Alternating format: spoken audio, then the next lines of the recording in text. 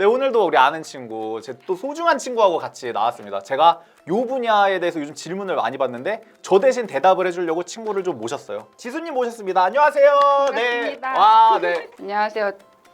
잠시만요. 오케이. 근데 그냥 아, 네. 그 책도 소개하고 임상심리 전문가도 소개해야 되겠죠? 자랑하고 싶은 거 다. 네. 센터장도 해. 네. 그러면 저희 홍보 좀 하겠습니다. 저는 나는 오늘 나에게 ADHD라는 이름을 주었다. 책 이름을 너무 오랜만에 얘기해서 맞는지 기억이 맞아요. 이 책의 저자이기도 하고 임상심리 전문가이기도 하고 ADHD가 있는 사람이기도 하고. 네. 지수님 모셨습니다. 지수님, 그러면 ADHD가 혹시 뭔지 모를 분들도 있으니까 그게 뭔지 설명을 해주실 수 있어요? 그냥 갖고 태어나는 발달장애라고 보시면 되고 주의력 결핍, 맞아. 과잉행동, 충동성 이런 증상들을 메인으로 하는 좀 신경발달장애. 산만한 아이를 우리가 많이 ADHD라고 얘기를 하는데 산만한 친구들은 다 ADHD? 그렇지는 않죠, 그렇죠? 왜냐면은 아이들은 원래 산만하잖아요. 그러니까. 그래서 특히 한 만 6세 정도까지는 뭐 산만하고 부산하고 막 충동적이고 과잉행동적이고 이게 그냥 아이 그 자체의 모습. 근데 거기서 더 지나친 아이들이 있고 그리고 6세 이후에도 이제 또래랑 비슷하다고 보기 어렵다 싶은 정도의 모습을 보이는 아이들도 많고 그리고 저희가 이제 또 많이 아시다시피 조용한 ADHD라고도 하잖아요. 맞아요. 근데 이런 부주의형 ADHD는 또 과잉행동, 충동성 이런 증상이 없는 건 아닌데 두드러지는 증상이 주로 부주의형, 속으로는 엄청 딴 생각을 하고 다른 사람 말을 잘 못 듣고 계획을 잘 실행하지 못하고 뭐 정리를 잘 못하고 그런 조직화 능력, 체계화 능력 이런 것들이 부족한 친구들이 이런 부주의형 ADHD라고 많이 하죠. 부주의형이신가요? 저는 완전 복합형이죠. 복합형이에요? 저는 다 있어요. 충동 막 이런 것도 있었어요? 누님? 지금도 완전 있죠. 지금 제가 왜 이렇게 늦게 왔냐면 네네네. 자, 여기 본인이 이실 직고 했으니까 네. 근데 오면서 생각해서 이것도 증상이라고 말해야지. 이제 센터에서 나오면서 아기가 이렇게 돌아다니는 거예요. 근데 선생님 이러고 왔는데 너무 귀여워가지고 뭘 주고 싶은 거예요. 그래서 안 되는 걸 알면서 하나만 주고 가자. 그래서 막 들어가가지고 그 장난감 찾고 주고 속은 너무 급한데 근데 이게 하나만 더 병이라고 저는 뭐 약속이나 아무리 중요한 심지어 시험이에요. 한 번만 더 뭐 체크해보자. 하나만 더 이것만 있는지 보자. 이것만 먹고 이것만 씻고 이것만 넣어놓고 이러다가 뭐 2분이 되고 4분이 되고 5분이 되고 그러면서 늘 지각하게 되는 이게 진짜 정말 진심으로 너무 미안하거든요. 근데 전 또 한편으로 알아요. 제가 또 그럴 것이라는 걸. 잠깐만, 그러면 ADHD 당사자들은 반성하고 나아지는 이게 없는 그러니까 ADHD가 장애라는 거예요. 그러니까 병이다. 그러니까 어떤 사람들은 진짜 뭐 정신이 없거나 그럴 때 뭐 지각하고 자기 물건 잃어버리고 방 정리도 못하고 조금 더 힘들 때, 뭐 우울할 때, 뭐 너무 바쁠 때 그럴 때 잠깐 이렇게 있다가 지나가잖아요. 근데 이게 평생에 걸쳐서 반복되고 노력해도 안 되기 때문에 장애거든요. 근데 또 잘 모르시는 분들도 많이 계시니까 ADHD가 장애 등록이 지금 우리나라에서 안 됩니다. 그니까요. 저는 이게 되게 답답한 구석이 있거든요, 여러분. 장애가 전 세계 기준으로 많이 삼는 게 노동 손실률 이런 걸 많이 따져요. 그러니까 이 사람이 일상생활 하는데 노동을 하는데 일을 하는 데 있어서 얼마나 부적합한가 이런 거를 따져서 장애 정도를 매기는데 저처럼 팔다리가 뭐 불편하다 이러면은 확 높아지죠. 이러면 일하기 어렵지 하게 되는데 ADHD는 분명히 어떻게 보면 뭐 제가 느끼기에는 저 이상으로 좀 곤란함을 느끼는 게 있는데 등록이 안 돼요. 그리고 이게 확실히 측정하기가 어렵잖아요. 어디서부터 어디까지가 그렇네, 증상인지, 그렇네요. 어디서부터 어디까지가 너의 그런 성격 특성이고, 어디서부터 어디까지가 너의 불성실에 의한 결과이고, 어디서부터 어디까지가 정말 이 장애로 인한 손실인지를 그러네요. 모르기 때문에 네. 더 애매한 구석이 좀 있긴 한 것 같아요.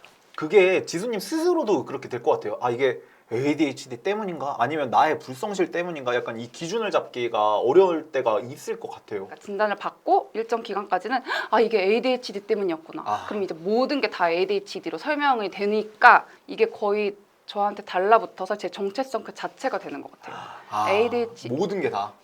또 이제 그거를 또 주변인들이 보잖아요. 그랬을 때 이제 점점 그런 피드백이 오거든요. 그러니까 어른으로서 그쵸. 네가 조금 더 노력을 할 수 있는 부분도 있는 것 같다라고 했을 때 처음에는 되게 원망스럽고 서운하고 하거든요. 이건 분명히 ADHD인데 어떻게 알면서 이럴 수가 있어 나한테? 아. 이런 마음이 들다가 점점 그래 내가 조금 더 노력을 할 수 있는 부분이 있긴 하지 이러면서 노력을 했을 때 조금 변화가 되면 여기까지는 내가 그냥 성인으로서 더 해야 되는 부분이었구나 하면서 조금 더 분리가 되고 이제는 ADHD 생각이 잘 안 나요. 이건 내 문제다 아니면 병의 문제다 이렇게 구분짓지 않고 그냥 ADHD로서의 삶 자체를 끌어안고 그냥 받아들이고 앞으로 나아가는 데만 조금 더 집중을 할 수 있게 된 것 같은 느낌. 요즘요 지수님 제 주변에 나 ADHD 진단받았다? 이렇게 그냥 정말 이렇게 얘기하는 경우들이 많이 늘고 있는 걸 많이 느끼거든요. 진짜 통계적으로 좀 그래요? 아니면 지수님이 느끼기에도 주변에 좀 많이 나오고 있는 것 같은지 어때요? 근데 둘 다인 것 같아요. 통계적으로도 제 책이 나온 게 몇 년이었을까요? 아 큰일 났네. 3년 전이죠. 3년 전. 네. 한 이걸 내가 얘기해줘야 돼. 그러니까 이런 연도 아. 이런 걸 잘 모르고 시간 감각이 잘 없거든요. ADHD가 진짜로. 그런 것 같아요. 제가 지수님이랑 뵐 때마다 근거 없는 낙관성이 있는 경우가 되게 많아요. 그러니까 막연히 할 수 있겠지. 뭐 시간이 되게 무한한 것처럼 생각하게 되고, 근데 이제 눈 떠보면은 뭐 5분 전, 뭐 하루 전. 그 안에 할 수 있을 것 같은데 그 안에 또 이렇게 쪼개서 계획을 세워요. 당연히 안 돼. 아니 하루 전인데 또 되겠다고 이런 생각이 또 들어요. 할 수 있을 것 같아요. 왠지 당장 당면했는데 행운이 나를 따를 것 같고. 뭐지? 아 이거 진짜 그 순간에 직전에는 이제 막 숨이 막히고 그래서 저는 제 생각은 ADHD가 있는 사람 중에 대부분이 위장 장애를 갖고 있을 것 같은 거예요. 왜냐면 이렇게 애간장이 높고 이렇게 쫄리고 긴장되고 그런 것들이 너무 매일매일 일상처럼 느껴지니까 그 긴장감 때문에 위장 장애가 없을 수 있을까? 이 그러네. 생각이 좀 많이 들어요. 아무튼 통계적으로도 지금 좀 확실히 많아지고 있는 건 맞다. ADHD 네. 당사자들이 우리 사회가 바뀌어가는 거에 따라서 ADHD가 계속 또 더 많은 사람들이 얘기를 하게 되는 게 이게 연관이 또 있을까요? 분명히 있기는 있는 것 같아요. 왜냐하면 ADHD가 아닌 건 아니거든요. 검사를 해보면 정말 주의력 저하가 있긴 있어요. 근데 이 정도로 일상생활을 살아가는데 문제가 있으면 그게 조금 지나치게 높은 기준을 갖고 살아가는 게 아닐까라는 근데 어쨌든 그 사람이 놓인 환경에서는 그 사람의 주의력 문제가 장애가 될 정도로 좀 현저하다고 하니 그러니까 정신장애 진단 기준의 문제가 그거잖아요. 좀 이런 주관성, 이런 그쵸. 모호함. 그래서 진단 기준 중에 중요한 요인 중에 하나가 이 사람의 정말 일상 기능에 손상을 줄 정도로 이 증상이 심각한가라고 했을 때 이 사람이 다른 환경에 갔을 때는 뭐 그렇지 않을 수가 있죠. 그래서 뭐 노년기에 다시 진단을 냈을 때는 ADHD 진단 기준에 미충족되는 경우가 많거든요. 그렇구나. 근데 증상이 나아져서가 아니고 그 사람이 더 이상 이전과 같은 부담을 지지 않아도 되기 때문에 예를 들어서 퇴직을 하셨다거나 맞아요. 이런 것들이 요즘 그 사이에 진짜 많이 좀 유행처럼 얘기하게 된 게 성인 ADHD 진짜 얘기를 많이 했잖아요, 지수님. 근데 공식적으로는 뭐 아동 ADHD, 성인 ADHD 이렇게 구분되어 있지 않고 ADHD는 그냥 ADHD거든요. 근데 증상이 성인이 되면서 달라지기도 하죠. 왜냐하면 아동기에는 뭐 이렇게 뛰어다니고 어디 뭐 올라타고 막 이렇게 소리를 지르고 했다면 성인이 그럴 순 없잖아요. 참는 힘도 생기기는 하니까. 근근데 앉아가지고 계속 막 이렇게 좌불안석. 가만히 앉아있지부터 계속. 그렇게 많이 지금 자세가 너무 편하신데요? 자주 나오는 자세 그냥. 근데 이게 되게 슬픈 자세예요.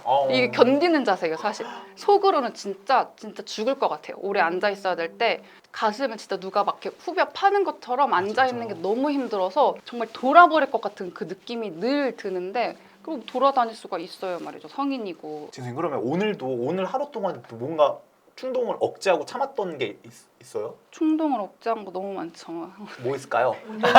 뭐 있을까요 오늘? 이제 아침에 또 늦잠을 잤는데 그 이유가 토스에서 네. 복권을 긁게끔 당했어요? 한 이벤트가 있었어요. 네. 매판을 했어요. 복권을 긁으면은 1,000만 원을 준대요. 그래서 이거를 진짜 어제 새벽부터 거의 한 수백 번 그거 하다가 이제 진짜 잠들고 일어나서 눈 뜨자마자 그거 막 하느라 이걸 멈추기가 너무 힘든 거예요. 네. 근데 ADHD가 이런 충동 억제가 잘 안 되고 그런 중독에 빠지기 너무 쉽거든요. 막 지각하고 이렇게 소소하다고 생각하시지만 절대 소소하지 않은 게 저 아침마다 진짜 너무 괴롭거든요.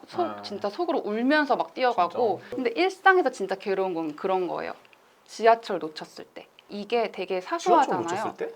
근데 어느 정도로 놓치냐면 2호선에서 수인분사선으로 갈아탔어야 됐어요. 근데 이거를 못해서 지나쳤다가 다시 이렇게 가는데 또 못 내려서 여기 갔다가 다시 여기까지 왔다가 이렇게 도착한 거예요. 이런 경우 진짜 많긴 하거든요. 근데 그때 너무 심해서 정말 울면서 막 지겨워 막 이러면서 가고. 지하철 안에서 막 그러셨어요? 이동하는 게 그렇게 어려우면 뭐 자가용을 한다거나 이런 거는 어때요? 제가 그래서 요즘 고민 중인데 너무 무서워요. 왜냐면 그 순간적인 판단 음. 때문에 사고를 낼 수 있잖아요. 근데 아. ADHD 운전자 중에 사고율이 일반 사람들보다 그렇구나. 더 이렇게 높다고 하고, 그리고 어떤 무슨 연구를 봤는데 길에서 또 그런 보복 운전하는 사람들 있잖아요. 싸움 있죠. 나고 그런 사람들의 한 70% 정도가 충동 조절 장애가 있다고 하더라고요. 그래서 그걸 보고 내가 여기서부터 자유로울 수 있을까라는 생각 때문에 자신이 없고, 그리고 운전이 진짜 주의력이 엄청 필요한 엄청이죠. 엄청 복잡한 최고죠. 기술이잖아요. 네. 횡단보도에 초록불을 보고 그냥 순간 지나가도 되겠지. 이렇게 진짜 순간순간에 그런 것들이 너무 진짜 이거는 내 목숨뿐만 아니라 다른 사람의 목숨이랑도 이어지는 거니까 함부로 잡기가 무섭더라고요. 이게 다른 발달 장애인분들, 뭐 자폐성 장애나 이런 분들은 면허 취득이 아예 안 되거든요. 이게 진짜 문제있네요. 이게 봐요. ADHD가 장애 등록이 안 되니까 그런 데서 완전 건망을 좀 오히려 벗어날 수가 있는, 오히려 이분들이 더 안전망 안에서 지원도 받고 해야 좀 이런 것들도 이건 내가 안 되는 거다. 지수님은 정말 참아내신 거지만 그거를 못 참으시고 사고까지 연결되시는 분들도 많이 계신 거잖아요. 그래서 이런 게 확실히 좀 ADHD 역시도 등록이 좀 필요할 수 있지 않나 생각이 들긴 하네요.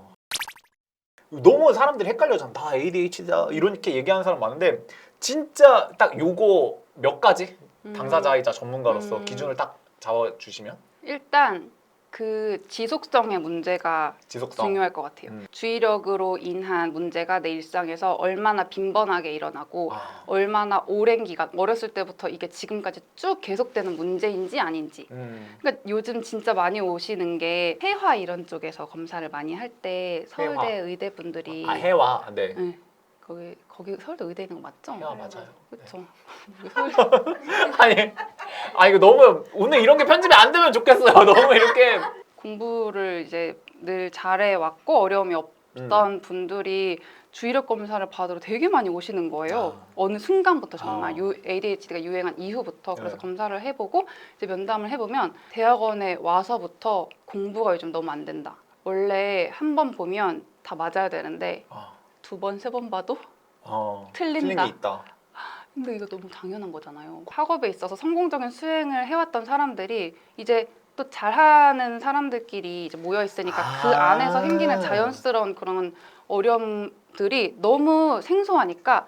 오케이, 자 이거예요. 일반 중학교에서 전교 1등하는 애들끼리 모아놔서 과학고에 입학을 했더니 내가 맨날 1등했고 맨날 다 맞았는데 두 개를 틀렸다고? 내가 나 ADHD네. 약간 이렇게 되는. 근데 당연히 아니죠. 그러니까 또 이렇게 얘기를 들어보면은 이제 또 공부 오래 하시면서 우울감도 있고 좀 이렇게 위축도 되고 그러면서 더 이제 평소에 비해서 기능이 떨어지는 당연한 자연스러운 현상인데도 이제 그렇게 걱정을 하시는 분들도 되게 많고. 그래서 아무튼 본인이 스스로 헷갈릴 때는 이게 얼마나 평생에 걸쳐서 나에게 고통을 줬는지. 아까 말씀하셨던 거랑 비교를 많이 해보시면 좋겠어요, 여러분. 나는 일어나고 싶어서 허벅지를 막 진짜 이걸 참으려고 꽂아본 적이 있나? 당사자의 사연에서 뽑아서 지금 여러 가지 들으셨죠? 근데 저 약간 그런 말을 진짜 많이 들어요. 제 이런 에피소드를 이렇게 쭉 듣고 나면 다들 전 아닌가 보네. 난 아닌가 봐. 이런 분명히 아실 거예요. 그러니까 미묘하게 기분이 엄청 나쁘거든요. 뭐야 맞는 거 같다며. 죄송합니다. 의심되면 일단 전문가를 찾아오세요. 그러니까 ADHD가 아니더라도 우울 때문에 불안 때문에 주의력 문제가 떨어졌을 수도 있으니까 뭐 필요한 도움이 뭔지를 찾아가면 되는 거죠. 전문가랑 같이. 그게 맞아. ADHD가 아니라고 실망하실 필요는 없으니 다른 거 찾아드릴 수 있으니까 일단 다른 거 찾아 강박이나 뭐 기타 등등. 요즘 막 그렇게 ADHD가 범람을 하는 걸 보면서는 지수님 좀 마음이 어떠셨어요? 뭔가 더 거리를 두게 되는 것 같아요. 막 거리? 모르게 좀 불편한가 봐요. 왜냐면 그런 현상을 좀 안 보고 싶어서 외면하려고 예전에는 ADHD 관련 글이나 영상이나 이런 거 무조건 클릭해서 봤는데 너무 많이 쏟아지다 보니까 이제 그게 피로하게 느껴지고 이건 어떻게 해야 돼요? 이게 고민이에요? 그러니까 ADHD가 이용당한다는 느낌이 그래서 좀 슬픈 것 같아요. 너무 이런 슬픈 상황에서 내가 외면해버리려고 하는 게 맞을까요? 저는 어떻게 하면 좋을까요? 라고 지수님이 했습니다. 한 번에 쫙 펼치셔야 돼요. 자! 이거 진짜 나 잠깐만. 소홀해지지 마라. 이건 진짜 ADHD에 소홀해지지 마라. 한번 ADHD 끝까지 해봐야 될 것 같아요. 오케이. 네.